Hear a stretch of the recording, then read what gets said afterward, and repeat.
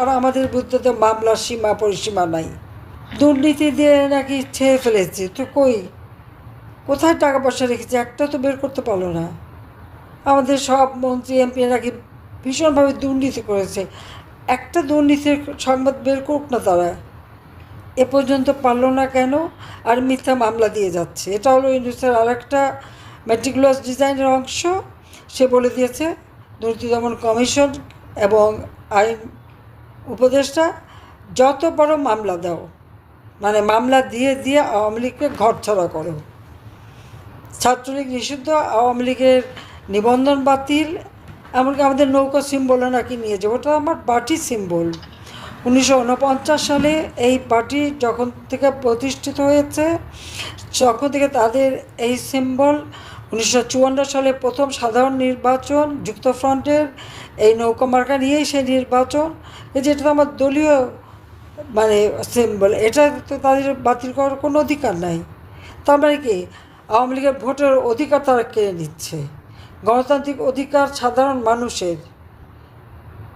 মানুষের যে ভোটের অধিকার সেটাও তারা কেড়ে নিয়ে যেতে চাচ্ছে। আজকে বুঝতাম আমি যে না, মানুষকে খুব ভালো রেখেছে, শান্তিতে রেখেছে, তার একটা কথা ছিল। তা তো নয়। এ পর্যন্ত একটা পয়সা বিনিয়োগ আনতে পারেনি। উন্নয়ন কর্মসূচি বাতিল। সামাজিক নিরাপত্তার যত কর্মসূচি আমরা বাস্তবায়ন করতাম, এমনকি বয়োবৃদ্ধ মানুষগুলি আমি যে মাসোহারা দিতাম, অত বয়স্ক ভাতা, বিধবা ভাতা, প্রতিবন্ধী ভাতা, স্বামী নিগৃহীতা ভাতা, মাতৃত্বকালীন ভাতা, মাতৃদুগ্ধ পানকারী ভাতা, এই যে সমস্ত ভাতা এবং স্কুলের একেবারে প্রাইমারি থেকে উচ্চশিক্ষা পর্যন্ত প্রায় 3,70,000 যা আমাদের মিথ্যা অপবাদ দিয়ে আমাদের সবাই নামে। এখন আমি, রেহানা, আমাদের 5টা বাচ্চা, কেউ বাদ নেই, সবার বিরুদ্ধে মামলা, মিথ্যা মামলা। এবং এত হাস্যকর মামলা যা যদি শুনেন। পুতুল আমার মেয়ে, সে তো রীতিমতো পরীক্ষা দিয়ে তারপরে নির্বাচন করে তারপরে না এই আঞ্চলিক পরিচালকের দায়িত্ব WHO-তে আমি পেয়েছি। এটা তো এমন না যে সে নিজে যে পেয়ে গেছে। তার জন্য তাকে তো রীতিমতো ভাইভাতে পরীক্ষা দিতে হয়েছে, লিখিত পরীক্ষা দিতে হয়েছে। এমনকি প্রত্যেকটা প্রার্থীকে নিয়ে তারা যখন মানে তাদের সঙ্গে বৈঠক করে এবং তাদের কাছ থেকে যার কী কী কাজ তারা করবে সেগুলি জানতে চায়, অত্যন্ত দক্ষতার সাথে সে তা উচ্চারণ করে, যার জন্য সে পুরস্কারও পায়।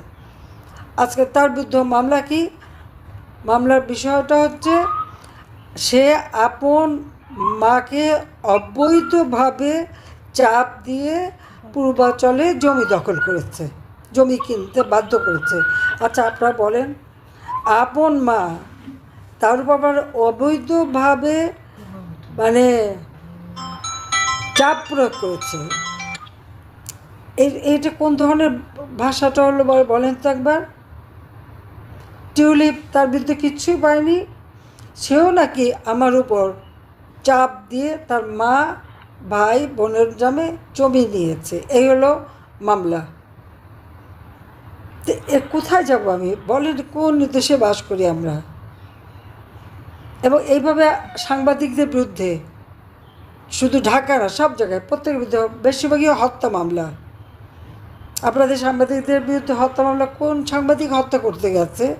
বরং সাংবাদিকদের তো তারা হত্যা করেছে, পিটিয়ে হত্যা করেছে। সংবাদপত্র অফিসগুলি পুড়িয়েছে, সেখানে কত মানুষ মারা গেছে। একটা ইন্ডাস্ট্রিতে আগুন দিয়েছে, বাড়িতে আগুন দিয়েছে, সেই আগুনে যারা পুড়ে গেছে তাদের তো নাম ঠিকানাও পাওয়া যায়নি। আওয়ামী লীগের প্রত্যেকটা নেতাকর্মীর বাড়িতে যে আগুন দেওয়া, প্রত্যেকটা বাড়িতে তো মানুষ পুড়ে মারা গেছে, আওয়ামী লীগের নেতাকর্মী পুড়ে মারা গেছে। এই 32 নম্বরে যখন আগুন দিল, কি অপরাধটা! 32 নম্বর বঙ্গবন্ধু স্মৃতি জাদুঘরে আমরা 2 বোন উত্তরাধিকার সূত্রে পেয়েছিলাম, ভোগ করে নিত, জনগণকে দান করে দিয়েছিলাম। আজকে সেখানে যখন আগুন দেয়, কয়েকটা বাড়ি পাশাপাশি, 3টা লাশ পড়েছিল রাস্তায়, আজ পর্যন্ত সেই লাশের নাম ঠিকানা পাওয়া যায়নি। বাড়িতে মা, চাচি ঘুমাচ্ছে, আগুন দিয়ে পুড়িয়েছে।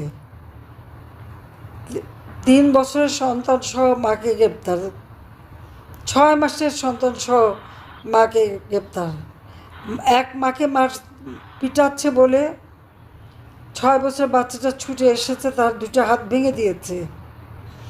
কীরকম বিভৎস ঘটনা এই এনসিপি, জামাত, বিএনপি এবং ইউনূস এদেরকে দিয়ে ঘটাচ্ছে, একবার চিন্তা করে দেখেন। কিন্তু কেউ কি বিচার চাইতে পারে? আপনারা সাংবাদিকরা মিথ্যা মামলা দিয়ে, হত্যা মামলা দিয়ে আপনাদের যে হয়রানি করছে, বিচার চাইতে পারেন? নাই, বিচার নাই। অথচ আমাদের সময় একটু কিছু হলেই তো দেখলাম কত আন্তর্জাতিক সংস্থা একেবারে লম্ফজম্প দিয়ে পড়তো। তো এখন তারা চুপ কেন? আমি জানি না সেটা। কাজে যে জুলুম অত্যাচার সাংবাদিকদের উপর চলছে, সাংস্কৃতিক কর্মীদের উপর, কারাগারে নিয়ে যায় আমাদের বয়স্ক নেতাদের হাতে হ্যান্ডকাপ পরিয়ে, এবং কারাগারে সেখানেও তাদের গায়ে হাত তোলে। কারাগারের ভিতরে পুলিশ পাহারায় যিনি যাচ্ছেন তারা আসামি করে নিয়ে যাচ্ছে, তার উপরে হাত তুলছে। এমনকি জজ সাহেব এজলাসে বসা, ওটাও তারা পরোয়া করে না। ওটা তো আদালত অবমাননা না? আমি কি বলেছি সেটা হলো আদালত অবমাননা করা। আর আদালতের ভিতরে যে যখন ওই যে মমতাজের গায়ে হাত তুলো সঙ্গীত শিল্পী, আমাদের সাবেক এমপি বা আমাদের আওয়ামী লীগের নেতাকর্মী, মুক্তিযোদ্ধা, তাদের গায়ে হাত তুলে, ওটা আদালত অবমাননা না? কোন অদ্ভুত দেশে আমরা বাস করি। যেদিন আমাকে গ্রেপ্তার করে নিয়ে গেল, আপনাদের মনে আছে সেদিন কী অবস্থাটা সৃষ্টি করেছিল?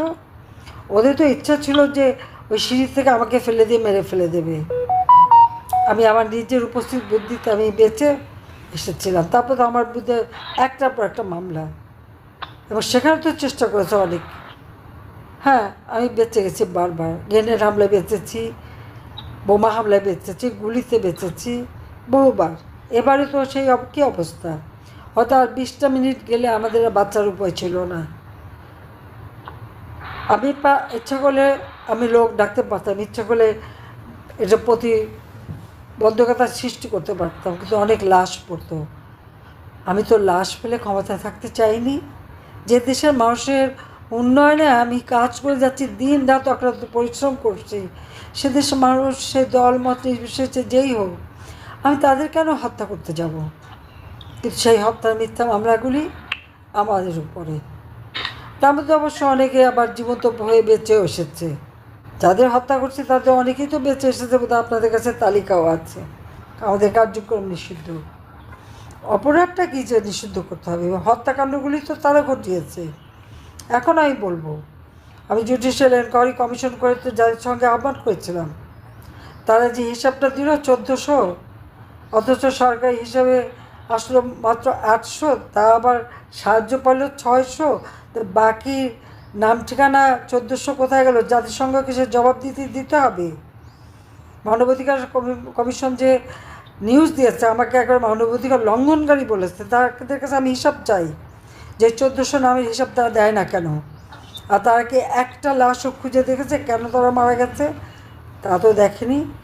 আমি যেখানে মানবিক কারণে প্রায় 10 লক্ষ 11 লক্ষ রোহিঙ্গাকে আশ্রয় দিলাম, খাদ্য দিলাম, চিকিৎসা দিলাম, 40,000 প্রেগনেন্ট মহিলা, তাদের চিকিৎসা ব্যবস্থা করলাম, সেখানে আমি কেন মানবতা লঙ্ঘন করব? আমি তো মানুষের মানবাধিকার সংরক্ষণ করার তো আমার কাজ ছিল।